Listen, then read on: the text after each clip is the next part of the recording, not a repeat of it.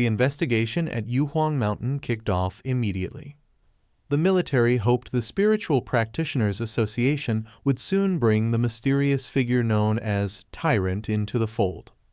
Until then, they planned to keep the situation under wraps and run a parallel investigation of their own. Atop the rain-soaked summit, the head of the association informed Major Han Lai that one of their top pioneers was already attempting to establish contact. He then turned to Su Qingying and instructed her to brief the major on what she knew. Caught off guard, Su Qingying gasped quietly, her heart racing. Thrown into the spotlight, she quickly pieced together a report half-truths stitched with care. She linked the recent disturbance to the same pioneer who had resolved the contamination near the local university. Internally, she was a mess nervous that one wrong word might expose her secret alliance with Fanggi. She explained she'd been trying to reach him, but he'd proven difficult to track down. She recalled finding a mutated rabbit's corpse, clearly killed by him, and correctly identified the presence of yang flame energy at the scene. Wrapping up, she promised to continue closing the gap between them and uncover how he'd managed to purify the university's gate. As she spoke, she prayed silently, relying on a mix of truth and deception to keep her story believable. Major Han Lai listened carefully, pondering the significance of a pioneer possessing the yang flame attribute.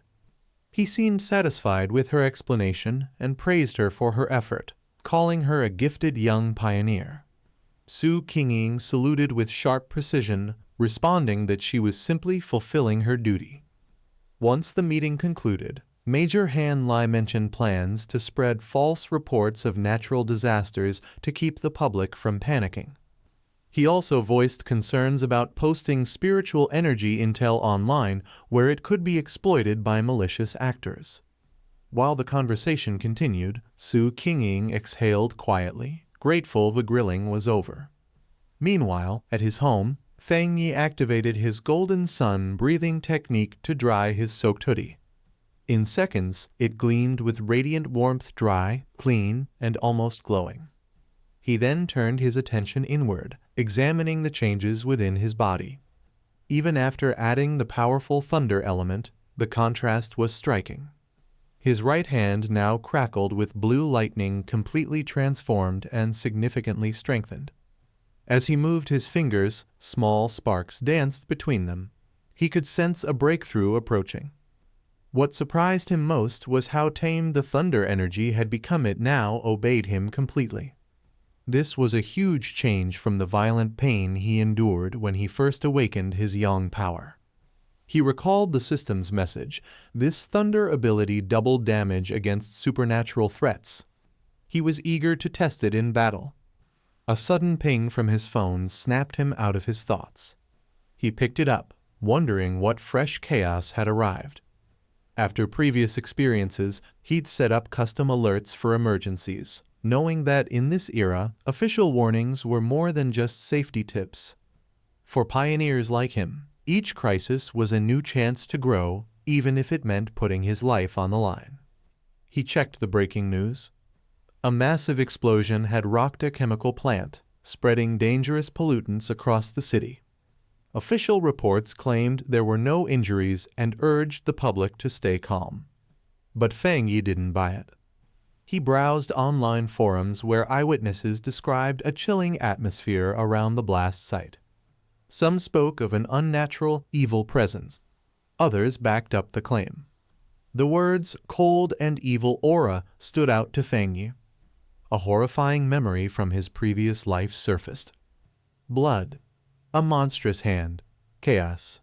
He recalled hiding in terror from a giant, crimson, many-eyed beast that tore everything apart. He knew exactly what it was, a mutated creature, once plant or animal, that gained awareness and transformed into a deadly predator. They preferred to strike under the cover of night and were far more dangerous than the mutated rabbit he had faced. Realizing the urgency, Fanggi clenched his lightning-charged fist. He couldn't allow this creature to grow stronger. Tonight, he would face it. Surrounded by a field of crackling electricity, He stood ready to test his new skill, a 200% critical damage boost. That same rainy night, empty streets glistened beneath the storm. Blurs raced across the slick roads, and an elite squad in black cloaks moved like shadows through the city. They were the destroyer squad tasked with hunting anomalies. One operative reported that they had been tracking a target named Candle Knight, but had lost it. Its ability to vanish into darkness made it incredibly difficult to follow. The operative added new intel. The creature gave off a low, sizzling sound and preyed on humans. High above the city, lightning flashed as the team landed on a rooftop. Their leader, a hard-faced man with silver hair and a scar, knew the storm gave the creature an advantage. With determination, he declared they had to stop it. At the central command station, an operator received the update. The report on Candle Knight was finalized. An extermination directive was immediately issued, priority level red. The target needed to be neutralized within 12 hours. The squad received instructions: continue the hunt, but don't risk unnecessary casualties. With renewed urgency, they dashed across rooftops. The squad leader paused to check a glowing digital map. Red dots marked multiple active threats.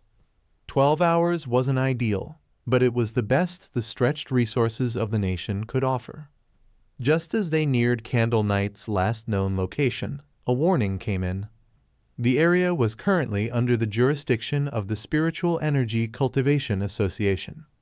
A photo of Su Qingying popped up on the screen. She and her team were already on site, monitoring pioneers. The squad leader acknowledged the update and requested her assistance, noting her reputation for exceptional work. Elsewhere, Su Qingying raised an eyebrow, surprised by her sudden fame. Back in the field, the destroyer squad waited under the rain. Soon, Su Qingying and her cloaked team arrived, taking position on a rooftop above. With a playful smirk, she asked if they were the ones dragging her out for some overtime. The squad leader wasn't amused. He firmly explained that Candle Knight was a man-eater. This was no casual favor. One of Su Qingying's teammates shot back, questioning his rude approach. Su Qingying turned to leave, sarcastically suggesting that since they seemed so capable, maybe they didn't need her after all. Her team followed, murmuring to one another, some concerned about her sharp attitude, others insisting their missions were just as risky. Panic flashed across the squad leader's face.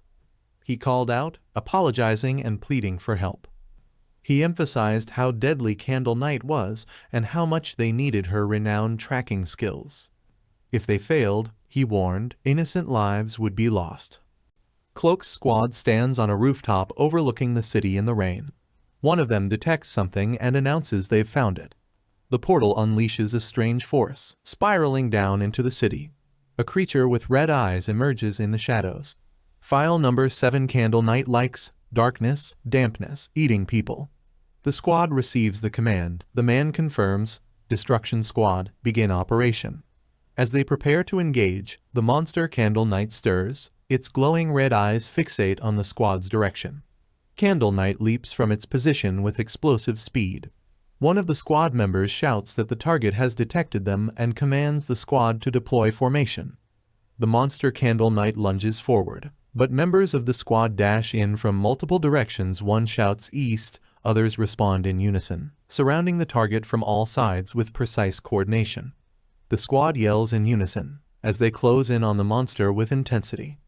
As the team positions themselves, Candle Knight lets out a roar, and one squad member rises from the shadows to kill it.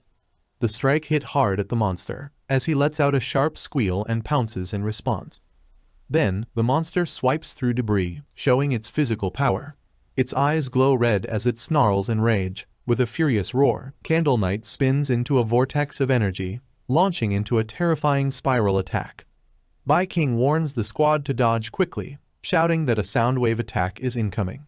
A spiraling shockwave tears through the battlefield, sending squad members flying as the vortex smashes the surroundings. Bai King checks on their leader, asking if he's okay. The captain, bleeding from his arm, admits that if he hadn't backed off in time, The impact would have shattered his bones. He warns that with its dark attributes and destructive force, Candle Knight will cause catastrophe if it stays in the city. Candle Knight's body glows green as it channels corrosive dark energy. A massive green shockwave erupts beneath the creature as it unleashes its power into the ground. The monster starts digging rapidly, melting through the earth with corrosive breath in an attempt to escape. Bai King shouts that it's trying to burrow underground. Another warns that its dark attribute corrodes anything it touches instantly, and they lack a high-tier counter attribute to stop it.